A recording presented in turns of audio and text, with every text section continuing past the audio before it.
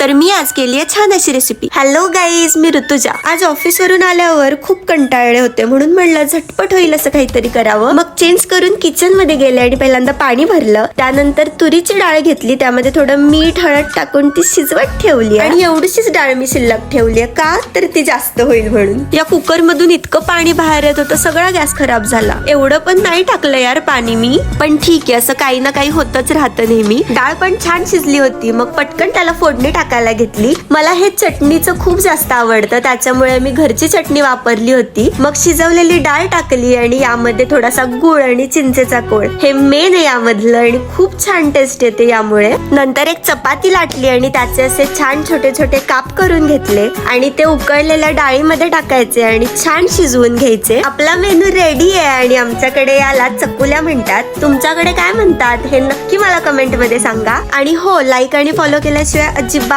जाऊ नका। भेटूया नेक्स्ट व्लॉग मध्ये।